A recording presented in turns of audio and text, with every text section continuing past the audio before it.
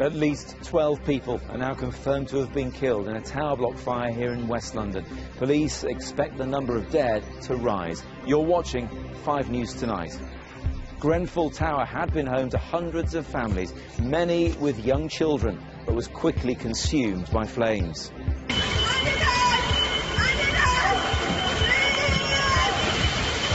Help her! Help her up there! People were forced to look on helplessly as the fire spread with deadly speed. Horrific stories of people trapped, some leaping from their windows or throwing their children in a desperate attempt to escape.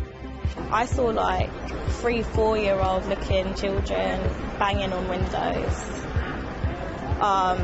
There was, men, women screaming for help. Serious questions are being asked tonight about how this could happen. The residents repeatedly warned the landlords the building wasn't safe. And what now for the survivors who have lost everything they own? I have my life, which I'm grateful for, but everything that I've worked for over the years, it's just gone. I have nothing, no home, nowhere.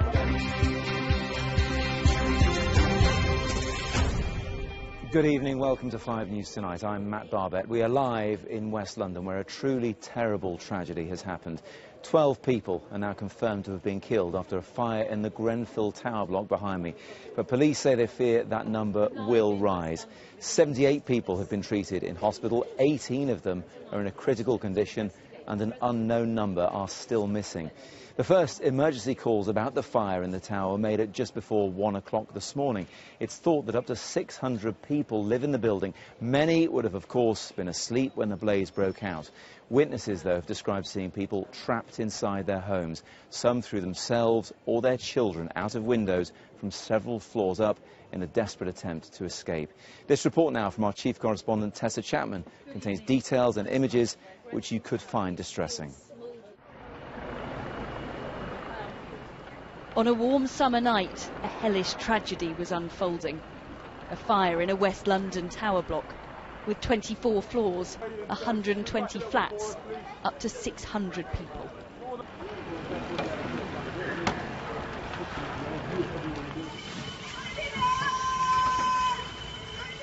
She needs help up there!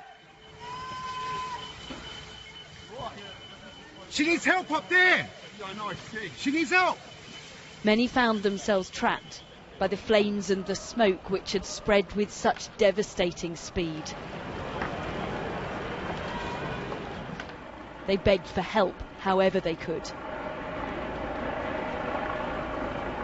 There's people inside, look at the lights. Yeah. Look, they're turning off and on the lights to show you there's people inside.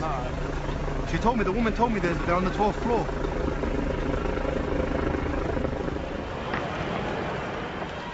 The building peeled and melted.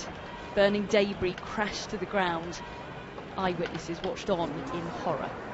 We saw people looking out the window screaming help, flashing their lights and everything. And now all those windows, people are gone. Literally gone.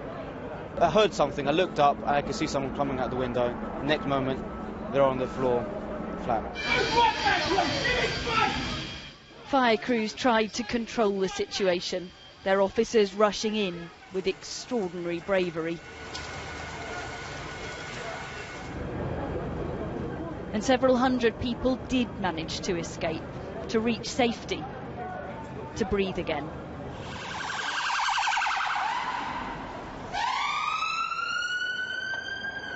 But as dawn broke, fears were being realised. As you will appreciate, this is a completely unprecedented fire. In my 29 years in the London Fire Brigade, I have never seen a fire of this nature. Yeah, I can confirm that there are now 12 people that have died that we know of. This is going to be a long and complex recovery operation. And I do anticipate that the number of fatalities will sadly increase beyond those 12. In daylight, it looked like a war zone. No one here has seen anything quite like this before. Last night, people so desperate, they threw babies from windows. A lady appeared at the window, gesturing, body language, from what she was saying, I'm about to throw my baby, please catch the baby. And the baby, I think, was wrapped in some sort of bedsheet blanket, and she threw the baby as the baby came down. And this was about approximately from the 9th or 10th floor. A member of the public, a gentleman, ran forward and miraculously grabbed the baby. It was harrowing, torturing screams for help, young kids, and I could also, where the fire was now spreading, people were reaching out from the front window trying to grasp a bit of fresh air, trying to breathe. They looked like they were struggling. I saw like 3-4-year-old looking children banging on windows. There was, you know, men, women screaming for help. I mean, when the fire hit its main bad boy, there was actually a man screaming, and then all of a sudden the screaming just stopped. One third-floor resident escaped with his mum and sister. Others weren't so lucky. So a guy, he lost his wife in the stairs, you know. He couldn't even go back to save her. So I saw a guy, his feet was bleeding, his wife was missing as well. This afternoon, the fire service confirmed, despite the dangers, they had managed to search most of the building. The incident continues to be a challenging incident for us. I'm extremely proud of the efforts of our firefighters in bringing this fire under control in what is a traumatic and difficult incident. And I'm sure you would appreciate that this is still a live incident that we're dealing with, and as such, I'm limited on the information I'm able to give you at this stage. It's too soon to tell the exact human cost of this catastrophe, to know the fate of those who pleaded for help, who had been told to stay put and wait. As the investigation goes on, we know there will be more bad news to come. Tessa Chapman, 5 News, West London. Much of the horror, of course, was caught on mobile phone cameras by people who saw and filmed things they could never have imagined. The pictures show just how terrifying it all was, as Peter Lane reports. He's the bravest guy, look, he's dead. Oh my days. All they can do is watch, in shock and disbelief, some filming what they see on their phones, documenting the horror and the bravery. This guy, look at that, hero! I hope everyone gets out safely too, look, look. Oh. There are shouts from the bystanders to people trapped inside. Wet towel! Wet towel! Wet towel! Cover your mouth! He's under control, relax! Just cover your mouth with a wet towel! Faces appear at windows, waiting for rescue. Firefighters slowly moving up ladders. All the way to the top. All the way to the top floor, from the 4th floor all the way to the top. Then they spot someone far too high for any ladder to reach. Look, look, look, there's someone in the top with his shining his light. Oh my days. That must be brilliant. SOS, SOS. You guys sending a rope. As the fire wraps itself around the tower block, one terrified resident lowers a makeshift rope ladder from their window, made from what looks like sheets and blankets.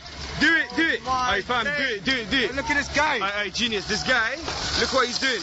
Oh, my days. It's not clear from the rest of the phone footage whether that rope ladder was ever used. And all the time, firefighters work in the searing heat and falling debris. Oh, yo, yo, yo, yo. Eventually, police move the onlookers further back from the building. A new vantage point, taking in the unimaginable scene. Look at this. You see the blaze is coming through to the other corner as well. And then a woman in the crowd is speaking on the phone to a family inside the burning building. Tell to come out, the whole building's on fire. Yeah, see your balcony, can you not see if you go to your balcony, it's burning? There's somebody in the building. Yeah. What? Listen. Oh my days. She's speaking to someone who's in the building. Phone 999, no good phoning you. Phone 999. For another family, safety, fleeing their home in the middle of the night, a night no one here will ever forget. Peter Lane, 5 News.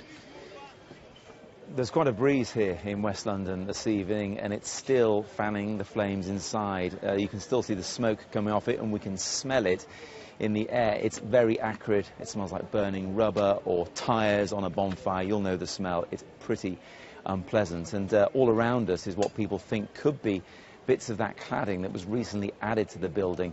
burnt in lumps, charred lumps on the floor, though we don't know for sure exactly what that is, of course. Now, many people around here still don't know either what's happened to missing family and friends who live in Grenfell Tower. Julian Drucker has been talking to more of those who were caught up in the tragedy.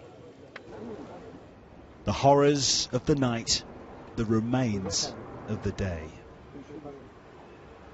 Grenfell Tower was still alight even this afternoon. This full-scale disaster continued to flicker and smoulder hour after hour. For those in the streets it towers over, this was a day of displacement and disruption. With nowhere to go, many simply took the time to absorb the tragedy on their doorstep. In the crowds, we spoke to one man who escaped with his life from the tower.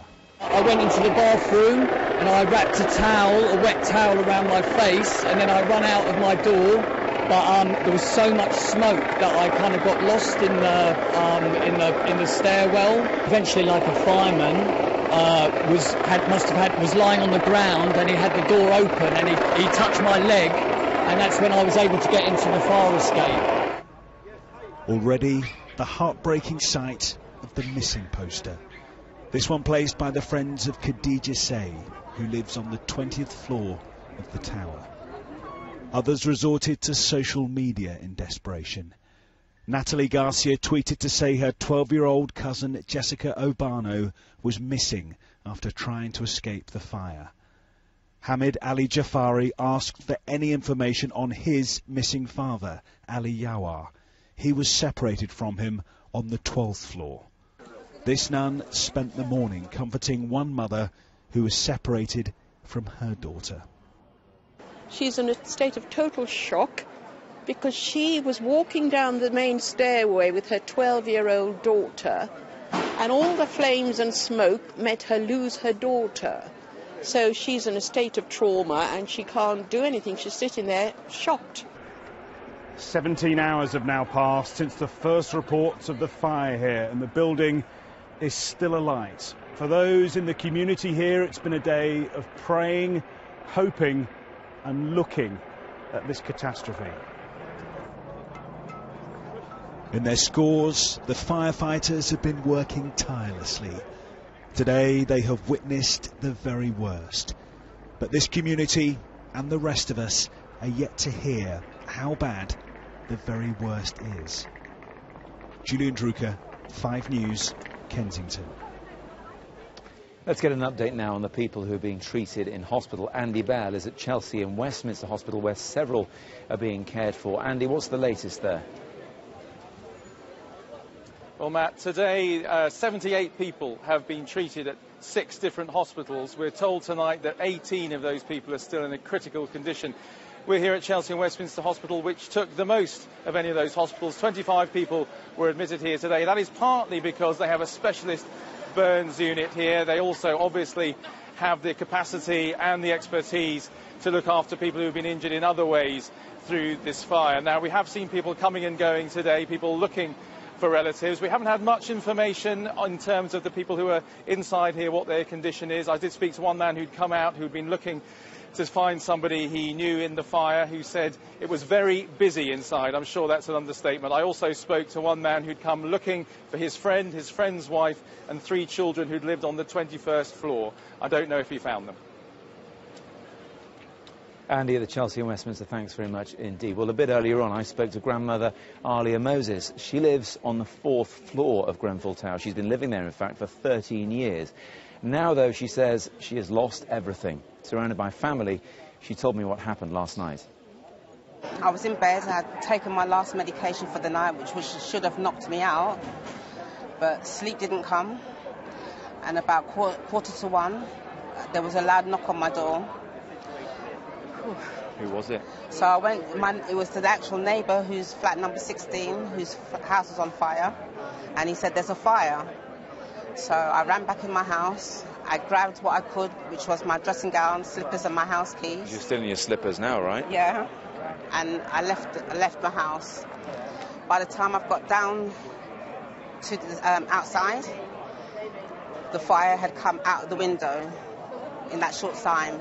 So at this time now it's 1:03. And this is out of your neighbour's flat's window? Yeah. And it's gone up the cladding? And it went up the cladding within 20 minutes. 4 floors were blazing with fire. And you've got family here, you've got your daughter and your grandson here looking after you, but there's nothing left of your apartment? No. I've lost everything. But you got out safe? Yeah. And that's the main thing. I have my life, which I'm grateful for. But everything that I've worked for over the years, it's just gone. I have nothing. No home, nowhere. Possessions can be replaced. Yes. Yeah. You know, they've still got their mum and their grandma. That's the main thing, isn't it? Yeah. We're hearing that a lot of people who lived in Grenfell Tower like you had concerns about how safe it was. Did you feel that? For months, I knew something big was going to happen in this block. Why did you know that? Because my flat had 3 times my flat had been flooded, and it was just one incident after another. And I knew that something bigger was coming. I knew it was going to be a fire. Gas leak that happened. Yeah, there was a gas leak also, not too long ago. And that affected the emergency lighting, you had a power cut, is that right? Yeah, that's right. Yeah. But I'm telling you what I'm so sick about is the fact that if it wasn't for my neighbour, none of us would have known anything until it was too late. Did you have a smoke alarm or a fire alarm in your flat? I have a smoke alarm in my flat, but maybe there wasn't enough smoke for the alarm to go off in my flat. But there was no alarm in the whole building. Nothing went off to let anybody know there's a fire and everybody needs to come out. Absolutely nothing. We were all left to our own devices in that place. The cladding was made out of, is that plastic, so it's inflammable, and that just shot up so quick, and all the bits were just falling off of the building, you know. Oh, it's just a nightmare. What is it like? Because people will not know, seeing the place that you live in. How long have you lived there for, Alia? 13 years. What's the same place you lived in for 13 years and call home? What's it like seeing that kind of thing happen? What goes through your mind? I can't put it into words. I'm waiting for somebody to pinch me so I can wake up and say it was just a dream. But unfortunately, I'm woken up, and this is reality right here. This is actually happening. We have no home. We have nothing except for what we stand in, and that's it. That is it. My passports, everything, gone. I have nothing to say. This is who I am right now. Everything's gone. Everything. So to find a word to describe it is very hard. It is very hard. Alia Moses bravely talking to me earlier and coming to terms with that new reality that she faces this evening. Still to come on 5 News Tonight. How could it happen? Grenfell Tower residents like Alia say their concerns about fire safety were ignored. And amid the anger and the grief, the moving acts of kindness and bravery. We'll see you after the break.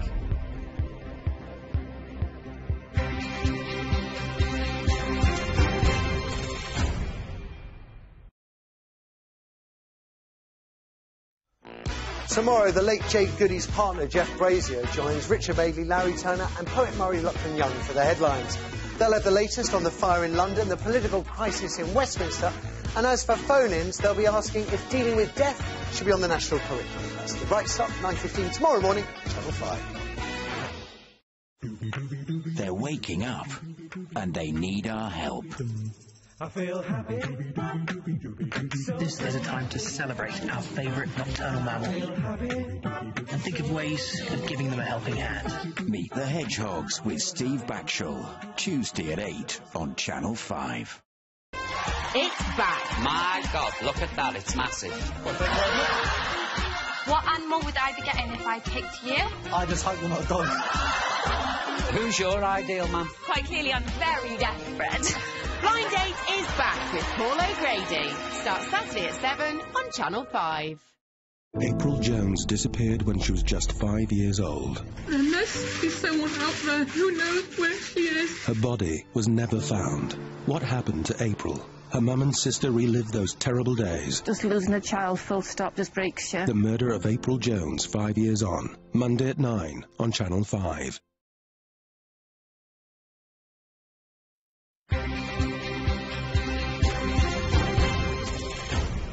Welcome back. You're watching 5 News Tonight live from West London, where at least 12 people have died in a huge fire which engulfed the Grenfell Tower block in the early hours of this morning. It is still too soon to say what started it, but questions are being asked about how it could have spread through the building just so quickly.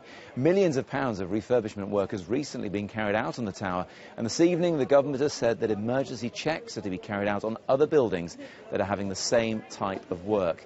People here say they'd already raised serious concerns about the fire risks in the tower, but their complaints were not listened to, as Simon Vigar explains. Oh my God, how is that person still alive? As trapped residents shone torches and waved blankets, people in neighbouring tower blocks looked on helplessly.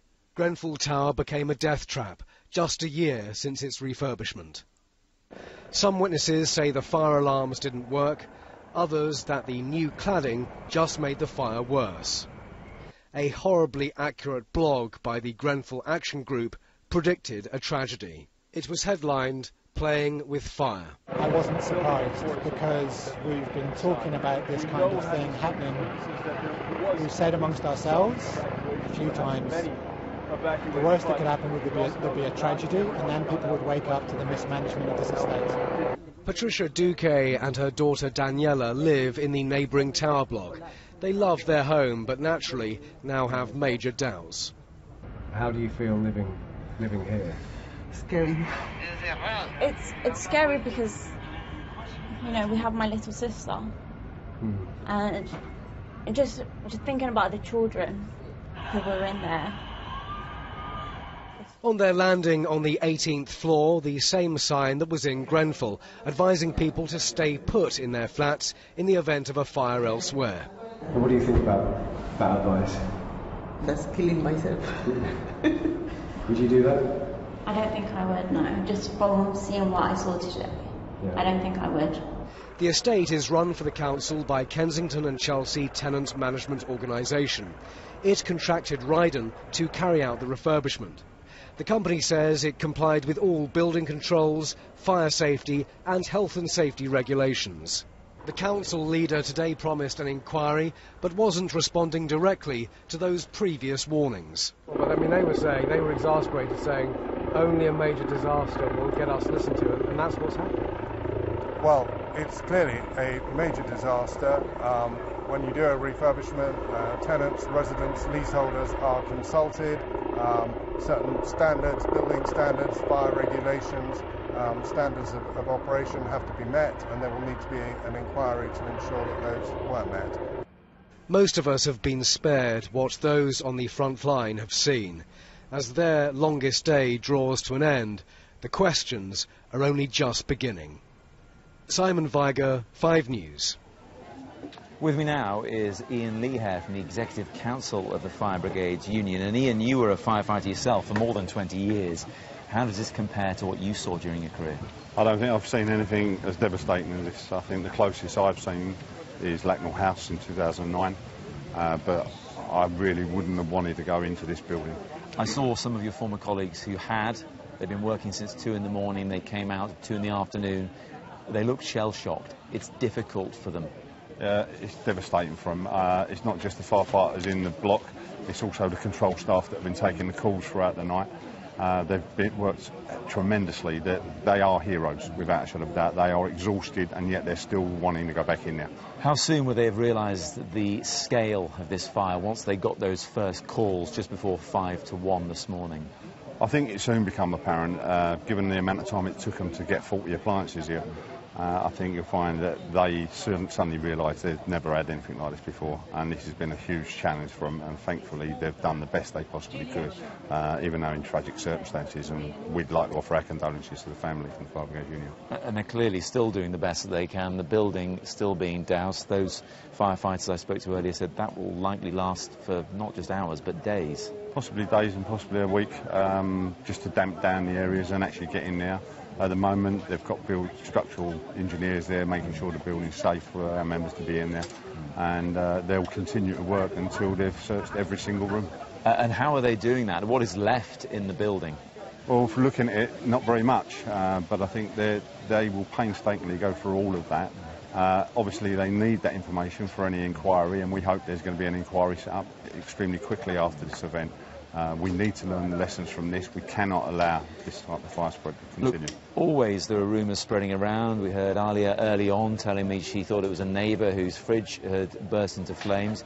Of course, an investigation will take that into account, but it did spread incredibly quickly, it seems. Yeah, I agree, and I don't think I've seen anything that's spread as quick as that. And like I say, I think the inquiry will have questions to have answered on just why it spread that quick. It may have issues to do with the cladding, I don't know. I'm not prepared to speculate on that. All right, Ian, many thanks indeed for joining me down here this evening. Well, among the devastation, there has once again been an incredible community response to help those who survived but lost their homes and all of their belongings. Catherine Jones has more now.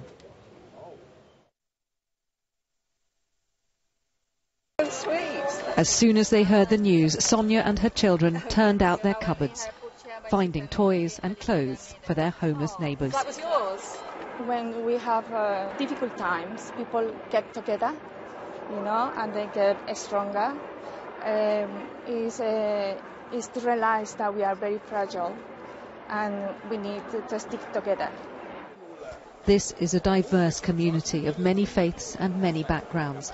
Muslims awake for Ramadan prayers last night were among the first to help, but with the death toll expected to rise, it's a community now bracing itself for the worst. Fatma knows 2 of the victims who've died and fears it'll be more than that.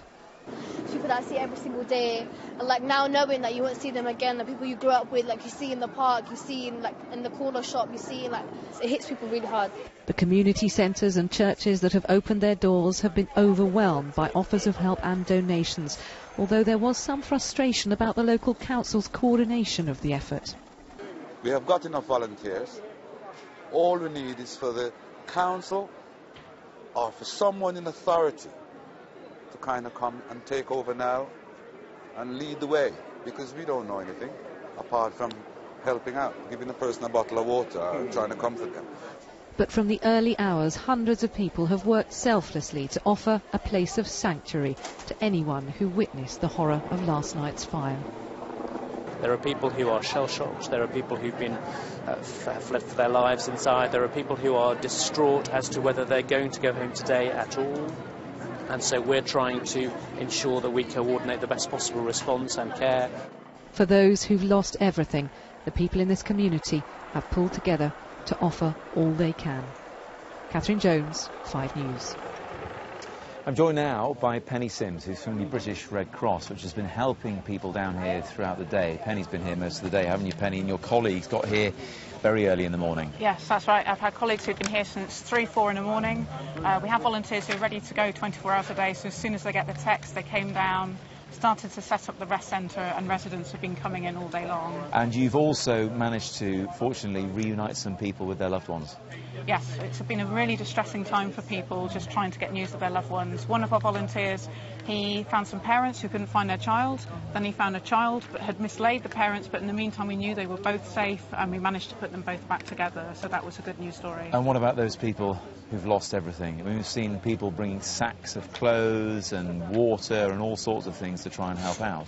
There's been an incredible outpouring of generosity from local people. People have been coming down all day, plates of sandwiches, food, clothing, really helpful things as well, like nappies, toothbrushes, toothpaste, that kind of thing is also really helpful for the people who will be out of their houses tonight. You know, people hear about what the British Red Cross does and they think it's devastating tragedies abroad, but this, when you see the scale of it, just brings to home how it can happen anywhere.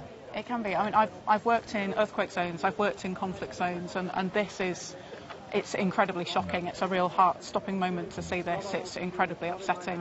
Our volunteers are here no matter what people need. They've reacted recently to the Westminster attack, to the London Bridge attack, to the Manchester attack, and we're here for these incidents here. We're here to help people when they need us. Penny, thank you so much indeed. That is just about it from me for the time being, but the smoke is still coming off Grenfell Tower. Firefighters are still dousing it. Incredibly, there are on occasion still flames coming out of some of those windows.